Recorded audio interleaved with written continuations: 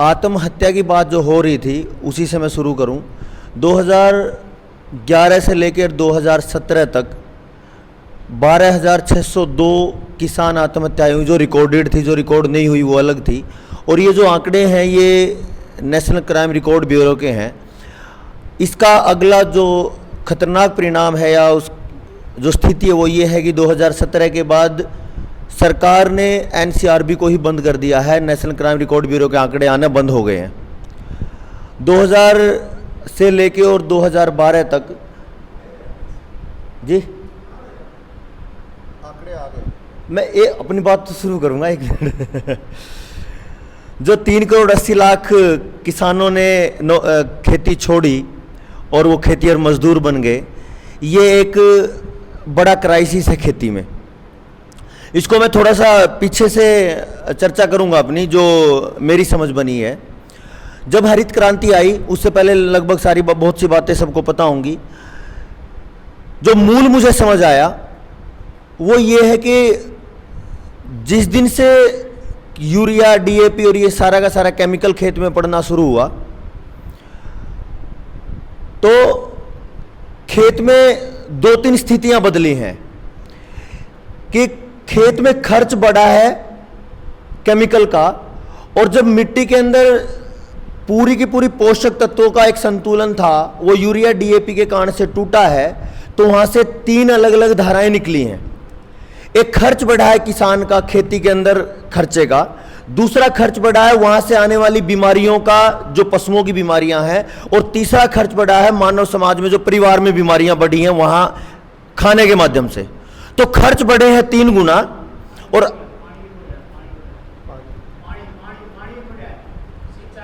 सिंचाई, हाँ जी हाँ, तो खर्चे जो खेती के अंदर आने वाले थे वो बढ़े, उसके बाद पशुओं में जो बीमारियां आई और पशुओं के खर्चे बढ़े वो, और मानव समाज में बीमारियों खर्चे बढ़े वो अलग।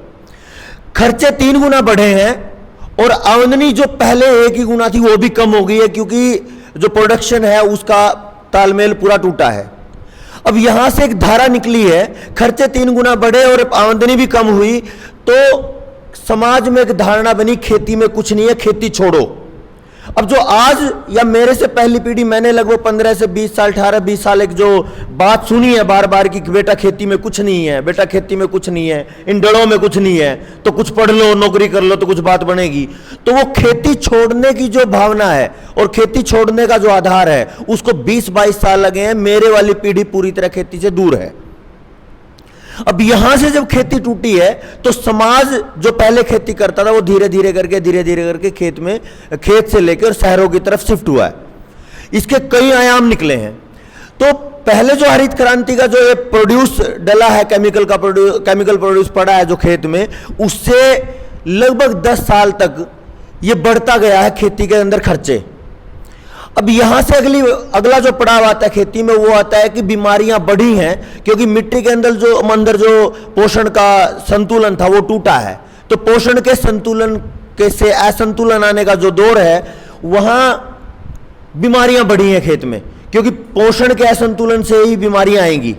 अब पोषण के असंतुलन से बीमारियां आई, बीमारियां आने से खर्चे बढ़े, ऊपर से प्रोड्यूस घटा, जो पैदावार है वो घटी है।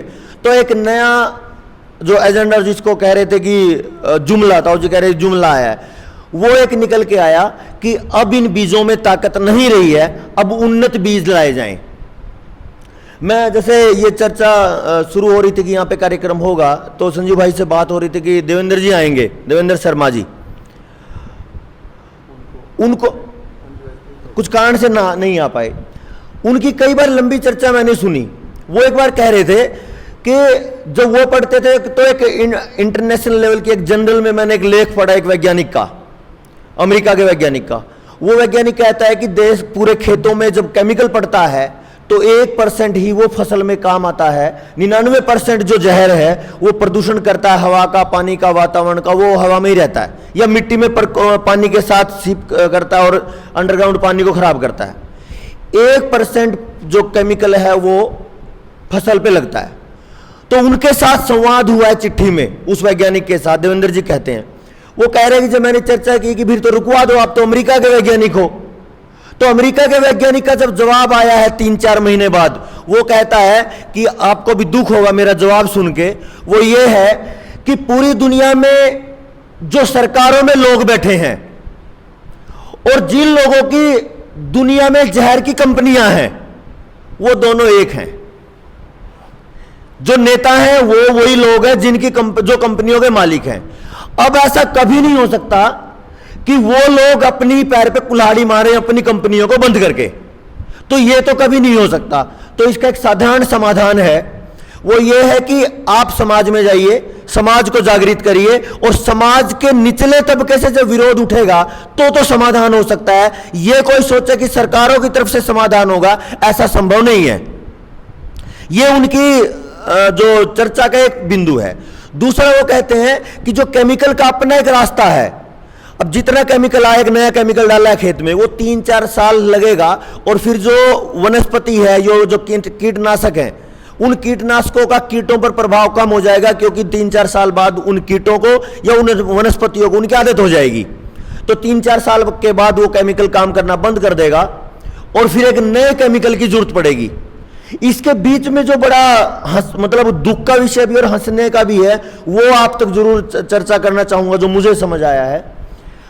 हजारों लाखों किसानों से हमने बात की है पिछले 12-13 साल में। जब कोई केमिकल काम करना बंद कर देता है खेत में, तो वो क्या कहते हैं, ये एक बड़ा विषय है। वो ये कहते हैं कि भाई जो ये दवाई थी ना, ये बड़ी कमाल की थी, बड़ी शानदार तरीके से काम करती थी, असर करती थी, लेकिन 4-5वें साल में ये दवाई नकली आ गई है। जबकि होता क्या है, प्रकृति का जो नियम काम करता है, जो केमिकल हमने बार बार खेत में डाला है, वो 3-4 साल के बाद अपना असर कम कर देगा, क्योंकि उन वनस्पतियों को और कीड़ों को उनकी आदत हो गई है। तो कारण वैज्ञानिक कोई और है, और किसान को जो समझ आया वो कुछ और है। तो किसान को अगर वो विज्ञान समझ आ जाए कि ये केमिकल हर 4 साल बाद ऐसा करेंगे, तो वो उससे दूर भागेगा। लेकिन उसको मौका नहीं दिया जाता है, पूरा का पूरा सिस्टम तैयार कर दिया गया है कि वो उस वैज्ञानिक कारण पे जाएं, तो उसको ये लगता है कि दवाई नकली आ गई है, इसलिए उसने काम करना बंद कर दिया। जितना मैं समझता गया, उस समझ में मेरी एक जो समझ बनी है वो ये है, मैं करनाल से हूं। अकेले करनाल में कई केंद्र हैं खेती के, गन्ना के संवर्धन केंद्र है, ये department of wheat and barley research है, गेहूं और जो का रिसर्च सेंटर है। फिर एक अपना मिट्टी से जुड़ा हुआ है, मृदा संवर्धन केंद्र है। फिर एक NDRI है, नेशनल डेयरी रिसर्च इंस्टीट्यूट है। जब ये सारे नहीं थे तो समाज में समस्याएं कम थी। न गेहूं में समस्या थी, न गन्ने में समस्या थी, न पशुओं में समस्या थी, न कोई और जितने भी सारे के सारे डिपार्टमेंट उनमें समस्या थी। जब से ये डिपार्टमेंट आए हैं जिनको संवर्धन के लिए लाया गया है, मुझे ये समझ आया कि ये जब से संवर्धन किया गया तब से विनाश किया गया है। जब से पशुओं के लिए विभाग आया, पशु तब से बर्बाद हुए, उससे पहले बर्बादी नहीं थी। जब से इंटीग्रेटेड चाइल्ड डेवलपमेंट स्कीम आई, आंगनवाड़ी डिपार्टमेंट आया है, उसके बाद ही बच्चों का नाश हुआ, उससे पहले बच्चों की समस्या नहीं थी। यह आंगनवाड़ी डिपार्टमेंट आने के बाद ही समस्या पैदा हुई है। तो ये बहाव के साथ, समय के साथ जब ये आगे बढ़ते गए, तो कंपनियों ने ही एक अपना पैंतरा फेंका है कि अब ये जो देसी बीज थे उन्होंने काम करना बंद कर दिया है, वो पैदावार घट गई है, अब उन्नत किस्म के बीज लाए जाएं। जब उन्नत किस्म के बीज लाए जाए तो हाइब्रिड बीज आए हैं, और वो बीज आए हैं, थोड़ी सी चर्चा देवेंद्र भाई कह रहे थे कि वो केमिकल के बिना नहीं पैदावार देंगे। तो लगभग 10 से 15-20 साल ये आए, और 90 तक आते आते वो उनकी भी हालत वो हो गई कि बीमारियां ज्यादा आई, बीमारियां कम नहीं हो रही हैं, तो केमिकल बढ़ेंगे, और बढ़ते चले गए, समाधान नहीं है। वहां से एक नया पड़ाव फिर शुरू होता है, वो है जेनेटिकली मॉडिफाइड्स का, GMO का। 91-92 के बाद 95-96 के से शुरू होता, 97-98 में GMO, बीटी ब्रिंजल आया, बीटी बैंगन आया, और टमाटर आया, फिर इसके बाद कपास आई। और पूरे भारत की अगर बात करें आज, कपास में, अकेले कपास में 94 से 95% बीटी है, और पूरी तबाही है बीटी में। तो अब जो 70 से शुरू हुआ था वो 2000 तक आते आते, और अब जो पिछले 1 साल पहले जो कांड किया है इस सरकार ने, और इसके बीच में मैं आपको एक बात जरूर कहूंगा, जो कंपनियां अपनी पॉलिसी लेके आती हैं, वो कंपनियों में शीर्ष पे बैठे हुए लोग नीति बनाते हैं, एक फाइल तैयार करते हैं कि कंपनी को क्या चाहिए, उस कंपनी का की पूरी प्रोफाइल तैयार होती है उस पर्टिकुलर किसी विषय को लेके, और वो अप्लाई कर दी जाती है सरकार में, और जो वो आदमी होता है जिसने उसको बनाया है वो वहां से इस्तीफा देता है और लेटरल एंट्री के तहत सरकार में घुसता है, उसी डिपार्टमेंट में जाता है जिसकी वो फाइल है, और अपने आप पास करके वापस छोड़ के उसी कंपनी में चला जाता है। इतना बड़ा खेल चालू है। इस समस्या में जो नई बात जुड़ी थी वो थी जीएम सरसों की, जिसको लागू कर दिया गया है। इस जीएम सरसों के साथ में लगातार कई साल, जब से food safety standards of authority of India का जो ये नियम था, जो एक्ट था, उसमें यह था कि जीएमओ नहीं होगा, ये बैन था। लेकिन पिछले साल एफएसएसआई ने भी जीएमओ को कानूनन लागू कर दिया गया है कि अब अगर जीएमओ होगा तो कोई दिक्कत नहीं है। जब ये हो रहा था तो हरियाणा और पंजाब में 2 ग्रुप्स क्रिए हैं बहुत मजबूती से, कुदरती खेती अभियान और खेती विरासत मिशन। ये दोनों ग्रुप जो हैं बहुत अच्छे से इस पे मेहनत करते हैं।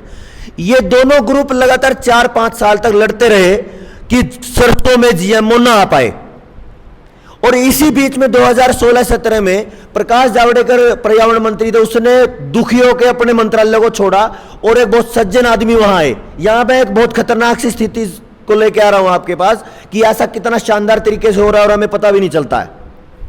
जो देवेंद्र भाई कह रहे थे कि खबर इतनी सी छपती है। प्रकाश जावड़ेकर के छोड़ने के बाद वहां आदमी बैठता है, एक अनिल माधव दवे, आरएसएस का बहुत ऊंचे पद का अधिकारी और बहुत अच्छे तरीके से बहुत अच्छा सज्जन आदमी। जब वो चेंज हुआ तो निर्णय लेना था उस कमेटी को कि जीएम सरसों को लागू करना है या बैन करना है। तो वो पूरा का पूरा जो ग्रुप था दोनों राज्यों का, और कुछ साइंटिस्ट थे जो साउथ के थे, वो इकट्ठे होकर पर्यावरण मंत्रालय में और अनिल माधव दवे के पास जाते हैं।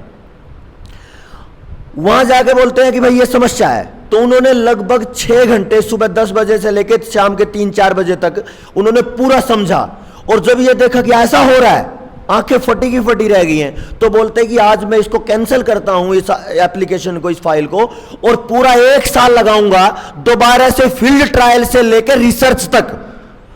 जब इसके परिणाम दोबारा आ जाएंगे मेरे अपनी रिसर्च के अकॉर्डिंग, तो मैं इसको आगे सोचूंगा कि इस फाइल को आगे बढ़ाया जाए, साइन किए जाए कि नहीं किए जाए। और सुबह 7 बजे पता चलता है छोटी सी खबर में कि उनको हार्ट अटैक हो गया और वो नहीं रहे। क्यों? क्योंकि इस देश का यह दुर्भाग्य है कि जो ये पूरा का पूरा सीन चल रहा था, फाइल तो बाद में लगती है, इतना सिस्टम खराब हो चुका है कि वो जो कंपनियां हैं, वो कंपनियां अपने उस ट्रायल को, जीएम ट्रायल को, जेनेटिकली मॉडिफाइड ट्रायल को कई साल पहले ग्राउंड में उतार चुकी हैं, लाखों किसानों को वो दे चुकी हैं, उसके नेगेटिव प्रभाव आ चुके हैं, उसके बाद फाइल लगती है, तब तक किसी को पता ही नहीं। और आज लगभग जीएम सरसों के बाद 16 फसलें हैं जो जीएम की एप्लीकेशन के लिए तैयार हैं। अब उनको रोक नहीं सकता कोई भी। तो अब पूरी तरह जो कंट्रोल की बात है बीजों के, अब वो लगभग आने को हैं। सब्जियों में 10 से 15 फसलें तो आ चुकी, टमाटर जीएमओ आ चुका, खीरा जीएमओ आ चुका, जो अपना शिमला मिर्च है, मोटी मिर्च है, वो जीएमओ आ चुकी, गोभी जीएमओ आ चुकी। कितनी ही आपकी सब्जियां जो आपको लगेगा जब मार्केट में जाओगे आपको खाने के लिए कुछ है नहीं। तो मैं जब लगातार इस पूरे सिस्टम को समझ रहा था, तो निष्कर्ष के तौर पे अगर मैं कहीं भी जाता हूं तो एक निष्कर्ष पे आता हूं कि आज जो देवेंद्र भाई कह रहे थे, न मानव का बीज बचा है, न पशुओं का बीज बचा है, और न खेती का बीज बचा है। इस आधार पे मैं ये कहना चाहता हूं कि इससे ज्यादा विनाश और इससे ज्यादा तबाही का मंजर क्या है। लेकिन ये एक समस्या है, समस्या पे रोना रोते रहना कोई बड़ी बात नहीं है, समाधान क्या हो। जब और बहुत सारे साथियों की तरह एक लंबा अरसा 8-7 साल 10 साल मुझे भी हो गए थे करते करते, और लगता था कि इतने बड़े परिप्रेक्ष्य में समाधान की बात करना बड़ा मुश्किल है, नहीं हो पाएगा, तो बस अपने विषय को पकड़ा और काम करते चले गए। क्योंकि यह समझ आ रहा था कि जिस लेवल पे विषय को, मतलब जिस लेवल पे व्यवस्था को समझा है, उस लेवल पे एक आदमी समग्र रूप से बात करे, समाधान निकलेगा ही नहीं। तो क्या करें? देखो नेगेटिविटी क्या काम करती है, एक विषय पे मैं कहना चाहूंगा। देवेंद्र भाई, मेरे एरिया में हम दोनों के गांव एक साथ हैं, 5-4 किलोमीटर का अंतर है। तो 2016 में किसी ने इनकी फ्रेंचाइजी लेके जो एजुकेशन वाली पॉलिसी की और पोस्टर लगाए, भारत के पहले पेरेंटिंग कोच और सेमिनार हो रहा है। तो एक लड़का आया मेरे पास असंध का, बोला सुनील भाई ये एक पता नहीं कौन आया है, ये कह रहा है कि मैं ऐसा हूं। मैंने उसको एक बात बोली, यार पता नहीं कितने बिजनेसमैन घूम रहे हैं, हर दिन कोई पेरेंटिंग कोच पैदा हो रहा है। क्योंकि उससे पहले बहुत सारे ऐसे मोटिवेटर को सुना जिससे कुछ निकलता नजर नहीं आया, और देवेंद्र भाई को सुना नहीं। अब इतने अगले 4 साल 5 साल भी फिर बीते, और फिर जब कोरोना की बात आई, कोरोना में फिर जिस विषय को मैं 360 डिग्री समझना चाह रहा था और समझ गया था, उसको उस पे बोलते हुए फिर एक आदमी को सुना जिसको देवेंद्र कह रहे हैं। अब वो फिर बात याद आती है 2016 की, को तेरेगी ये तो वो आदमी है। इनको समझ के चर्चा करके पूरे 1.5 साल एक साथ हमने पता नहीं कितने हजार किलोमीटर, अब तो लाख किलोमीटर से ऊपर हो गया है, साथ में चलें तो पता चला भी इस व्यवस्था को समग्र रूप से समझ के इंटीग्रेटेड मेथड से जाके हम कुछ कर सकते हैं तो रास्ता निकल सकता है। फिर ये आया कि जो मैं कर रहा था खेती में, अब उसको थोड़ा सा पंख दिए जाएं, जो मेरी समझ बनी है। समाधान में पे मैं काम कर रहा था, लेकिन इतने बड़े आयाम को समाधान की तरफ लेके जाने का कोई रास्ता नजर नहीं आ रहा था। लेकिन अब जो पिछले 1.5 साल से एक बड़ा समूह युवाओं का जनता सरकार मोर्चा की टीम ने तैयार कर लिया, अपने साथ विचारों से विचार मिला लिया, तो समाधान है। उस समाधान पे मैं कुछ देर चर्चा करता हूं। अब ये समस्या तो बहुत भारी है, लौटने के लिए देखें तो यू टर्न मारने के लिए बहुत चांस कम है, बहुत कम चांस बचे हैं और समय बहुत कम बचा है। फिर मैं पीछे देख रहा हूं कि जिस बात को मैं कह रहा हूं खेती के परिवर्तन की या खेती के अंदर विचारों की, खेती के बदलाव की, वो तो बहुत सारे कहते आए। हजारों योद्धा पैदा हुए जिन्होंने प्रधानमंत्रियों से, सरकारों से टक्कर ले ली। तो क्या हुआ ऐसा कि भाई नई बात बन रही है? तो मुझे जो गैप समझ आया, जो मैं कल भी कह रहा था कि मैं एक वो इकाई बन सकता हूं जो पहली पीढ़ी से और अगली पीढ़ी के बीच में जो कम्युनिकेशन गैप है उसको मैं बहुत प्रॉपर तरीके से भरने का काम कर सकता हूं, और वो मुझे लगता है कि मैं सही आदमी हूं उसके लिए। मुझे ये समझ आया कि जो हमारे से पहली पीढ़ी है वो उसकी चर्चा करने का तरीका कुछ अलग है, और जो नई पीढ़ी है जो नहीं समझ रही, आज बुजुर्गों को लगता है कि वो नहीं समझ रही है, उनको समझने का तरीका, उनका समझने का जो स्टैंडर्ड है वो कुछ अलग है। वो वैज्ञानिक बात की चर्चा करते हैं और वो ये कहते हैं कि परंपराओं से जो आया है वो ज्यादा मजबूत है दोनों वैज्ञानिक आधार, लेकिन जो बताने का तरीका, जो नजरिया है, उसमें अंतर है। अब इसको मैं इस तरीके से लेता हूं, खासकर जवानों के लिए, मेरे लिए और जो मेरे साथियों के लिए काफी अच्छा रहेगा इसको समझना। जो व्यवस्था चल रही है, जो तबाही की व्यवस्था चल रही है, वो अबाध स्पीड से चल रही है, अबाध गति से है। और मैं इसको इस उदाहरण से लेता हूं कि एक गाड़ी चल रही है 150-180 की स्पीड से और उसका बोनट खुला है और वो मेरे बराबर से निकली है, मेरी स्पीड है 60-70 की, मैं भी गाड़ी से चल रहा हूं। अब मुझे पता है कि 160 से 180 की स्पीड पे जो ये गाड़ी चल रही है और इसका आगे का बोनट खुला है, ये इतनी ज्यादा एयर प्रेशर में कभी भी ड्राइवर की जान ले सकता है, क्योंकि हवा के प्रेशर में ये सीधा बोनट शीशे पे आने वाला है, विंडशील्ड पे आएगा। तो क्या किया जाए? जितनी आज की व्यवस्था काम कर रही है, जितने बहुत से जागरूक साथी काम कर रहे हैं मेरे से पहले वाले, वो क्या करते हैं कि एकदम से यू टर्न मारा जाए, चाहे खेती की बात हो या समाज की किसी भी समस्या पे बात हो, एकदम से वैदिक खेती आ जाए, एकदम से ये अपनी जो परंपरागत खेती थी पुरानी बुजुर्गों वाली उस पे आ जाए। लेकिन ऐसा संभव नहीं दिखता, क्योंकि 180 की स्पीड से दौड़ती हुई गाड़ी को एकदम से यू टर्न मारना बड़ा मुश्किल है। तो फिर करें क्या? जो वो 180 पे दौड़ रहा है, मुझे उस मनोदशा पे सोचना पड़ेगा, यानी अगर मैं 60-70 पे चल रहा हूं तो मुझे अपनी गाड़ी को 160-180 पे दौड़ाना पड़ेगा, ताकि मैं उसके पैरेलल व्यवस्था में जो उसकी समझ है वो मैं अपनी समझ बना पाऊं। और जब हमारी दोनों की स्पीड एक जैसी होगी तो मैं उसको हॉर्न दे के या हाथ हिला के बचा के कुछ भी ये कह सकता हूं, इशारा दे के कि थोड़ा मंदा कर, थोड़ी स्पीड को कम कर। जब वो थोड़ा स्पीड कम करेगा, जैसे ही स्पीड कम करने का उसका मन बनेगा तो उसको मैं रुकवा भी सकता हूं, क्योंकि जिस गति से, जिस बर्बादी से हम दौड़ रहे हैं उस पर यू टर्न मारना तो बाद की बात है, पहले मुझे उसको रोकना पड़ेगा कि एक बार रुक तो। जब वो रुकने का मन बना चुका होगा तो मेरा संवाद उससे स्थापित होगा, उससे चर्चा होगी, तो मैं उसको यू टर्न भी वापस करवा पाऊंगा, यू टर्न लगाएगा वो। ये चीज मैंने खेतों में देखी है। मैंने पिछले 10-12 साल में कई कृषि योद्धाओं को सुना है। सुभाष पालेकर जी को सुना है, भारत भूषण त्यागी जी को सुना है, दीपक सचदेव जी एक मध्य प्रदेश के हुए थोड़े दिन पहले गुजर गए, ऐसे बहुत सारे हैं। मैं ये देखता आया वो लोग हैं जो खेती में क्रांति, तो बहुत छोटा शब्द है, पूरा मूलचूल परिवर्तन के लिए वो एक शख्स काफी है। इनमें से किसी एक शख्स को ले लो, और सबसे ज्यादा क्रांतिकारियों की बात अगर करूं, बदलाव करने वाली, वो हरियाणा है। एक साथी ऐसा जिसने सुभाष पालेकर जी के 7-7 दिन के 15-15 शिविर कर लिए। लेकिन पूरे हरियाणा को मैं देखता हूं कि सुभाष पालेकर मॉडल हो या भारत भूषण त्यागी जी का मॉडल हो या एक आध और जितने भी और साथी काम कर रहे हैं, गिने चुने मॉडल हैं। 4-5 मॉडल, 3-4 मॉडल, 3 या 4 मॉडल होंगे पूरे हरियाणा में जिन्होंने उस आधार पे खेती करके पूरा बदल लिया। तो फिर इतना अच्छा मॉडल होते हुए 4 साल के बाद वो 1 एकड़ खेत 7 से 8 लाख की इनकम देता है, फिर भी बदलाव क्यों नहीं होता? क्योंकि लोगों को तो पैसा ही चाहिए, और पैसा निकल रहा है, फिर भी बदलाव नहीं है। तो फिर मैं दूसरे तरफ से देखता हूं कि बेशक पैसा है, लेकिन इस व्यवस्था ने किसान को उसकी धुर्री से तोड़ के उसको मेहनत से तोड़ दिया है। मशीनीकरण से जो औद्योगिक क्रांति आई है पिछले 15-20 साल में, उस मशीनीकरण ने किसान को उसकी मेहनत से तोड़ दिया।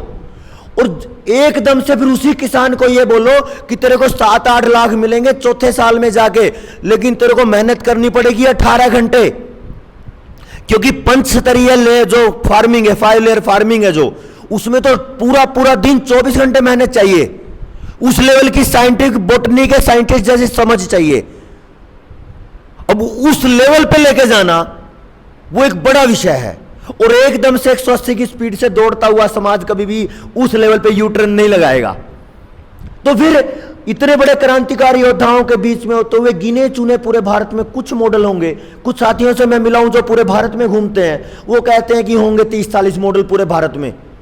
अच्छा है मॉडल तो ठीक है, लेकिन ये कभी समाज परिवर्तन के लिए रास्ता तय नहीं कर सकते। पूरे भारत में 50-40 लोग, इसको जन भावना बनाना पड़ेगा, इसको जन अवधारणा बनाना पड़ेगा, तो बात बने। तो ये कैसे बने फिर?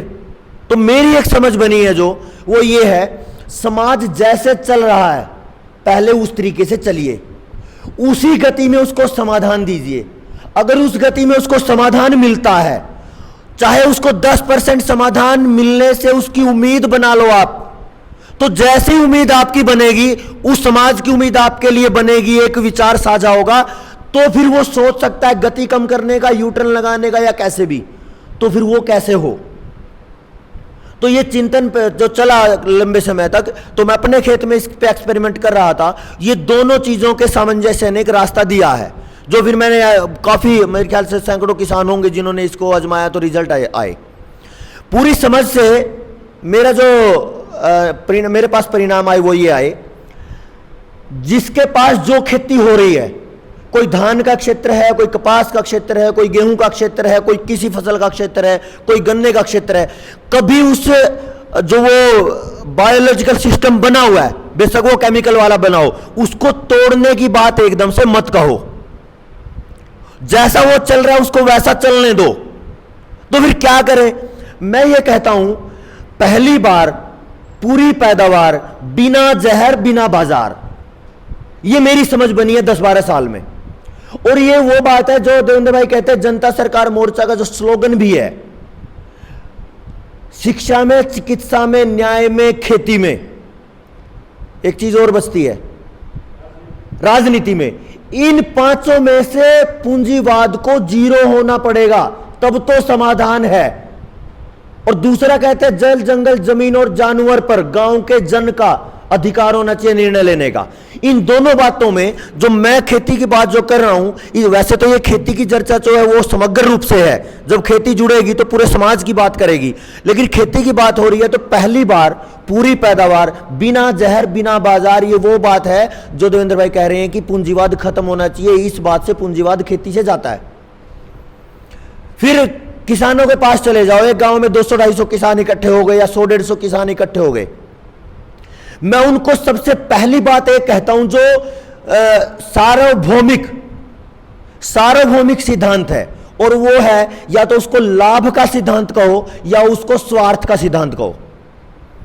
अगर स्वार्थ कहेंगे तो वो थोड़ा नकारात्मक महसूस होता है, लेकिन मैं इसको लाभ का सिद्धांत कहता हूं, शुद्ध लाभ का, और कई जन इसको शुभ लाभ भी कहते हैं, शुभ लाभ का सिद्धांत। तो इस पे बात करता हूं मैं।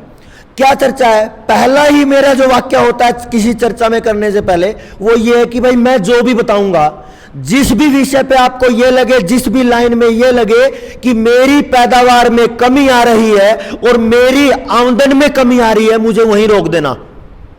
और मैं इस लाइन को 2, 3, 4 घंटे जितना भी सेशन चलता है वो खेती पे चर्चा का, उसमें हर 4-5 मिनट में दोहराता हूं, ताकि जो सामने वाले बैठे हैं वो मुद्दे से एक पल के लिए भी ना टूटे।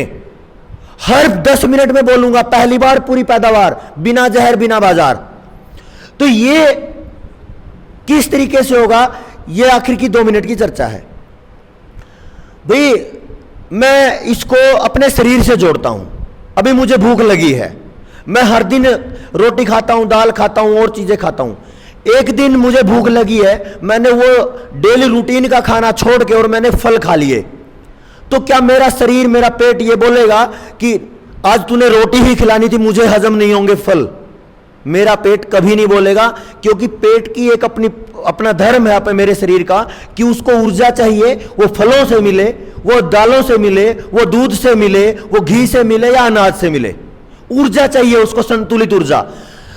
और कहते हैं कि यथा पिंड तथा ब्रह्मांड, जैसा मेरा शरीर काम करता है वैसे ही ये वैदिक ऋचा काम कर रही है, कि भाई प्रकृति भी वैसा ही काम करती है, तो मिट्टी भी वैसा ही करती है।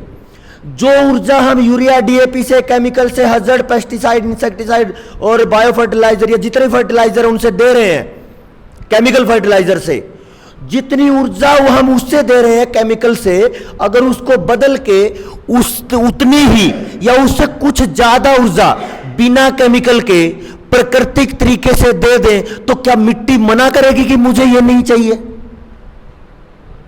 मिट्टी कभी भी इस बात को ये नहीं कहती कि ना मुझे हरी खाद नहीं चाहिए, गोबर की खाद नहीं चाहिए, मुझे ये नहीं चाहिए, मुझे तो यूरिया ही चाहिए। तो मिट्टी को चाहिए ऊर्जा, और हमें ऊर्जा का रूप बदलना है। जो पहले यूरिया से है, पहले डीएपी से, पहले सिंगल सुपर फास्फेट से है, जितना भी हम कंपनियों का कबाड़ लेके आ रहे हैं उससे है, अब उसको बदल के हमें केवल और केवल प्रकृति के माध्यम को देना पड़ेगा। और वो प्रकृति का माध्यम जहां वैज्ञानिक बैठे हो वहां वैज्ञानिक आधार से देना पड़ेगा, जहां अनपढ़ बैठे हो वहां देसी तरीके से देना पड़ेगा, जहां मेरे जैसे थोड़े नई उम्र के जो नौजवान जो पढ़ रहे हैं उनको दोनों परिप्रेक्ष्य को बता के बात करनी पड़ेगी कि देखो देसी तरीका ये है और वैज्ञानिक आधार ये है, जो आपको समझ आए वो आप समझ लीजिए। अब एक तरफ से खर्च कम हो गया है खेती का, एक तरफ से जो केमिकल्स का, जो हजार्ड केमिकल का इनपुट है वो कम हो गया है, दूसरी तरफ से आपका समाधान निकलता नजर आ रहा है, डॉक्टर के खर्चे कम होंगे, जो शुभ लाभ की बात थी। तीनों तरीके से जो मैंने शुरू में चर्चा की थी कि खेती के खर्चे 3 तरीके से बढ़े हैं, अगर वो तीनों तरीके के खर्चे कम होते हैं और तीनों में शुभ लाभ बढ़ता है, तो फिर ये लाभ का जो सिद्धांत है, ये सार्वभौमिक सिद्धांत हमेशा काम करता है। और इसके परिणाम मैंने बहुत जगह लेके देखे। तो जब जो सार्वभौमिक सिद्धांत होता है, केवल ये हो सकता है कि मिट्टी से मिट्टी कुछ वैरी कर सकता है, पानी से पानी में कुछ बदलाव हो सकते हैं, प्राकृतिक वातावरण में कुछ बदलाव हो सकते हैं, लेकिन जो सार्वभौमिक सिद्धांत है वो तो नहीं बदलेगा। जैसे मिट्टी बदलती है तो उस मिट्टी के अनुसार उसका इनपुट बदल दो, पानी बदलता है तो उस पानी के अनुसार थोड़ा चेंज कर लो, प्रकृति का वातावरण है उसके अनुसार कुछ बदलाव कर लो, लेकिन वो सिद्धांत जो है, जो ऊर्जा का है, यथा पिंड तथा ब्रह्मांड का, उसको हम एक रूपता में लेके रखें हमेशा, और उसको उसी रूप में अपने अपने क्षेत्र के हिसाब से समझते चले जाएं। और पैदावार इतनी आई है कि मैंने आपको कल भी चर्चा की थी कि जब मैं 2011 से लेकर 15-16 में आया, 5वें साल में, तो रिकॉर्ड प्रोडक्शन था उस एरिया में जहां पे धान कभी 17-18 क्विंटल से ऊपर नहीं जाता, मेरा 1 एकड़ में 26 क्विंटल था। और वो जो चर्चा है वो मुझे बाद में पता चला, एक चावल की प्रोसेसिंग कंपनी है, वो बहुत बड़ा एक्सपोर्टर है, भारत का सबसे बड़ा एक्सपोर्टर है चावल का। वो साथियों से जब मैं मिला, वो कह रहे थे कि आपकी जो ये खबर है, पूरी भारत की नहीं, पूरी दुनिया का की जो राइस इंडस्ट्री है, चाहे अफ्रीका हो, अमेरिका हो, यूरोप, कहीं भी हो, जहां पे या तो प्रोडक्शन होता है, प्रोसेसिंग होती है, या कंजम्पशन होता है, पूरी दुनिया की जो राइस इंडस्ट्री है, उसमें कोई भी बड़े से बड़ा योद्धा हो, ऐसा कोई साथी नहीं है जिसने आपकी वीडियो नहीं देखी हो। अब वहां तक जो रीच है, वो मुझे ये विश्वास दिलाती है कि जो मैं इस लाइन पे मैंने समझा है कि यथा पिंड तथा ब्रह्मांड का जो कॉम्बिनेशन है, इसको जब मैं मिट्टी में लागू करता हूं तो ये पूरी तरह 100% सार्थक रिजल्ट देता है और एक समाधान की तरफ बढ़ता है। यहां से फिर एक बात निकलती है, नया जो समाधान है, जब मैं वहां पे जाऊंगा तो बीज के संवर्धन की तरफ बढ़ूंगा, क्योंकि मेरे पास अपना बीज होगा तो मैं उसको बचा के रखूंगा। और मेरे जैसे जब पूरे भारत में जितने साथी होंगे, उन सबसे बीज के लेन देन का एक प्रोसेस शुरू होगा। और फिर वो, क्योंकि भारत स्वराज मंच है, जनता सरकार मोर्चा है, इसमें कोई हमें तो कुछ फर्क नहीं लगता, वो एक ही है, जिसकी विचारधारा कॉमन है, कॉमन प्लेटफॉर्म है, तो वो एक है। अब हम मिलकर ये करेंगे कि जो जो साथी जिस लाइन पे काम कर रहा है, वो पूरे भारत में अपने अपने लाइक माइंडेड मतलब जो आदमी है, उनको इकट्ठा करे, गोष्ठियां करे और एक समाधान के प्लेटफॉर्म निकाले। जैसे मैं खेती पे कर रहा हूं, जैसे भाई कह रहे थे कल के, मयंक भाई थे शायद, हाँ, कि पूरे भारत में मैं ऐसे बहुत सारे साथियों से मिला हूं। हो गया जी, 1 मिनट से पहले खत्म करता हूं कि जब मयंक भाई से मिलेंगे तो जो वो भारत के 50-100 लोग हैं, ये कह रहे थे कि 100 से ऊपर जाते ही मैंने गिनती बंद कर दी, उन 100 लोगों का जो आंकड़ा आएगा, कोई कैसे काम कर रहा होगा, कोई कैसे काम कर रहा होगा, तो उनमें से 20-30-50 ऐसे भी मिलेंगे जो बीज पे काम कर रहे होंगे। तो ये आखिरी पड़ाव है हमारे पास।